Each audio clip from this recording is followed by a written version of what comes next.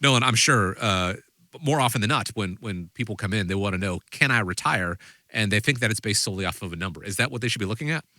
Well, I really believe that there's three powerful steps to determine if you can retire. And, in this segment, I think I'm really going to kind of help walk you through what those look like, be able to kind of help implement it and put them in practice. And one of the things that we've done in our office is we've created what's called the retiree savings calculator. So there are a lot of times people will come into the office, they'll say, "Hey, Nolan, what's my number, right? What do I need?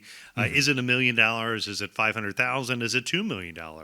And with the retirement savings calculator, what we're able to do is take these, three powerful steps and put them together in a formula that can help you determine what your number is. So if you want to know your number, we can do that. And the three powerful steps to figure out knowing what your number are is number one is you want to understand what your expenses are. So when you're thinking about expenses, what I'm talking about is your minimum monthly income needs and also what is called your ideal income needs. Those are two different numbers. Your minimum monthly income needs are going to be the needs that are your basic living expenses. So your housing, your utilities, your groceries, the things that you need to run your household on a minimum basis. And then your ideal is going to now throw in all of the fun stuff. So it's the vacations, it's the trips, it's maybe some of those projects or some of those hobbies that you're going to start in retirement time as well. You want to look at what expenses can you eliminate before you move into retirement time. I would say in helping, hundreds and hundreds of families over the years retire, one thing that's pretty consistent about our retirees that are confident in their retirement plan are those retirees who've eliminated their debts. So things Hmm. like, if you can pay off the car, if you can pay off the mortgage, those type of things can make a big improvement. Last thing you want to do is get into retirement time and then, all of a sudden take on a $50,000 or $75,000 home improvement project, and now you've got to put it on your line of credit, and you've got to come up with that expense. In addition to that, if you think about the positives of debt elimination, if you have a $1,500 a month mortgage, but you only have maybe a $25,000 balance on that, that $1,500 a month can be a huge part of your minimum monthly income needs. Yet, if you eliminate that by paying that off, that could help free up that $1,500, bringing that minimum monthly income need down quite a bit as well. Next thing that you're going to want to do is you're want to take into consideration how are those expenses going to change over time. Again, if you're moving into retirement time with a mortgage, at what point is that mortgage going to be paid off? I had a gentleman I was working with the other day, and he didn't want to take a large chunk of money out of his retirement to pay off his mortgage. Instead, what he was wanting to do is take an extra $1,000 a month and pay it towards his mortgage.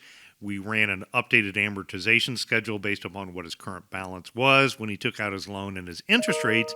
And that's going to save him about 9 years. So being able to have that mortgage paid off earlier will also then allow him to project in the future what his income needs are going to be down the road. Things like, are you going to need a new vehicle in a couple of years?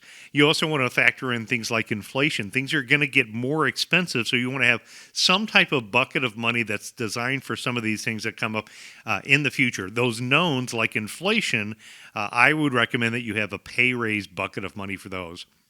Other things that are the unknowns, like emergencies, like what if my basement floods and I need extra money?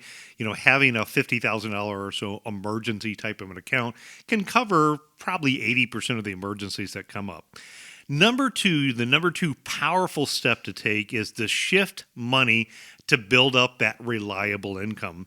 A lot of people will come into the office and, when they're getting ready to retire, what we'll find is that the overwhelming majority of their money is in usually like their 401k, their IRA. They've built it up into their stock market accounts.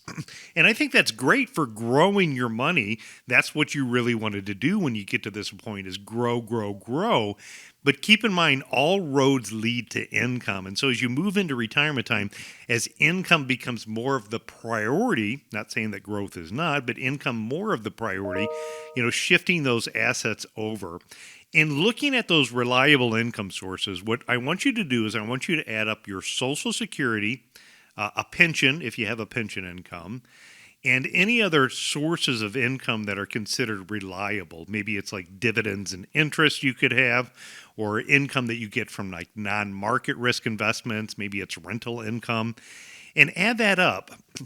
If you add it up and you have a gap in what your income needs are, you're going to want to shift money from your variable income sources, meaning your stocks and bonds, your IRA, your 401k, into something that's more of a reliable income.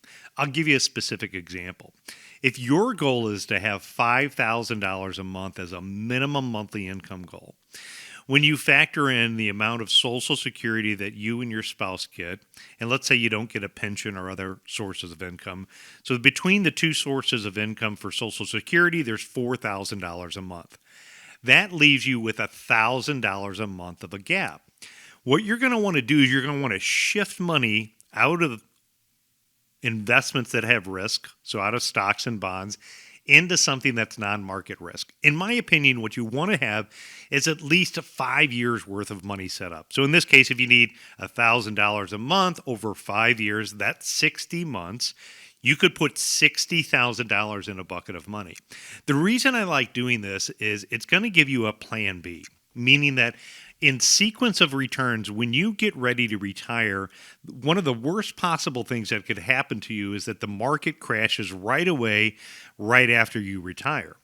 If you had 5 years worth of non-market risk investments, what that would do is that would allow you to shift your withdrawal strategy, taking money from non-retirement assets, things that did not go down in value, or non-market risk investments, things that did not go down in value, and give your market investments time to recover.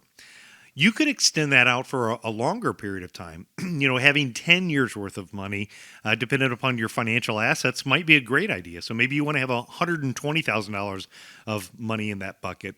There's also financial products that you could just live off of the income that's generated.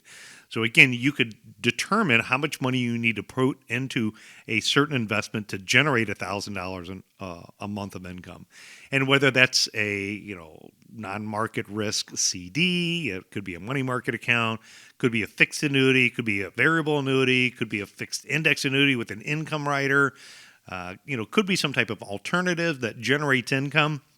But again, something that's not subject to the day-to-day noise of the stock market to provide that consistency.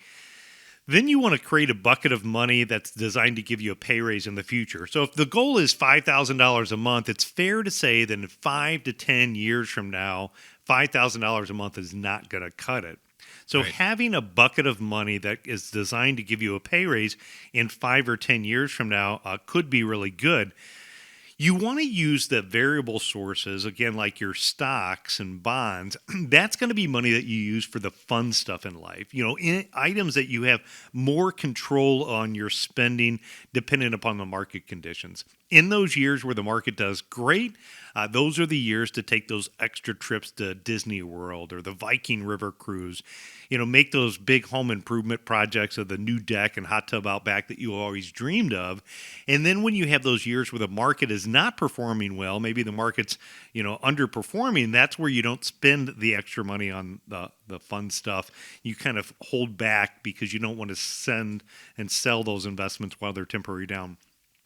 The number 3 powerful step to take when figuring out how to determine if you can retire is to eliminate threats that can blow up your life savings. And what that could be is, again, a major market loss, could be a healthcare crisis, or it could be a premature death. It's the process that we put together. It's called our independent income system. And so within the independent income system, what we do is we draw out these different buckets of money. We look at current income. We look at your reliable income. We look at the pay raise account, your long-term growth, emergency money. And when we draw that out for folks, many times I'll hear, I finally now really truly understand the purpose of what each of my accounts are designed to do. And by figuring out the purpose of what each account is designed to do, it helps you figure out what financial tool, product, or vehicle might be the most suitable or the best approach to accomplish the outcomes that you're looking for.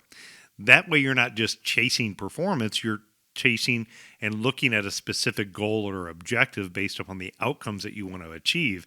Uh, and then the follow up that I'll ask to the person that when we draw the independent income system out is, okay, well, what could blow that up? And what could blow that up many times for a married couple is in the event of a premature death. So, in the event of a premature death, if they're lucky enough to have a pension, what is the impact that you're going to have on the pension? Is there a survivorship option? Is it 0? Is it 50%? Is it 100%? If you're both collecting Social Security, there's going to be a drop in the Social Security income because the surviving spouse is only going to get the higher of the two. There's going to be a loss there. And it's been my experience that when a premature death happens, the income needs for the family doesn't get cut in half, right? Maybe you only need one car, but not two. And so losing half of a Social Security income can be very painful in a situation where there's a premature death. From a healthcare crisis, we think about the area of needing healthcare, pre-65, after 65, if you have a supplement or just you're on original Medicare. And then to the issue of long-term care, the last thing you want to have happen is being in a situation where, let's take me as an example. I'm the guy, and in the end of my life, I need long-term care, and then I go into a facility, and my wife and I are spending $10, $12, $15,000 a month for my care, and we're eroding and eating away at our life savings. And then all of a sudden I pass away and those life savings are, eaten up. That could blow up a plan for a couple in retirement time. And the last one is the major market losses. So again, not having that mind shift to moving over to what we talked about in the powerful steps 1 and 2, and having the reliable income and shifting some of those assets, but taking too big of major market losses. And again, nobody can control the stock market. So in the early years, those major market losses can be detrimental to the long-term success of you being able to confidently retire. So the question is do you need $1 million to retire at 65? Maybe not. If you want to know what your number is, if you want to walk through that retirement savings calculator, we can walk you through the different tools and resources that we have to help you answer those 3 powerful steps to determine if you can retire. Because, we want to make this year your best year ever, and we want to get you into a spot where you're comfortable and confident. So whether you're getting ready to retire or you just retired, give us a call. We'll help you walk you through those 3 powerful steps to determine if you can retire. With roughly over 11,000 people turning 65 every day this year, I'm sure a lot of them are asking if I can retire. And the answer is not as simple as yes or no. It's about running those numbers, and that's something the team at America's Retirement Headquarters can help you with. So here's the number you need to keep in mind, 419-794-3030. That's the phone number to set up a time to speak with Nolan, the team at America's Retirement Headquarters, and begin the process of that independent income system, 419-794-3030. Or you can go to the website as well, set up a time there at arhq.com.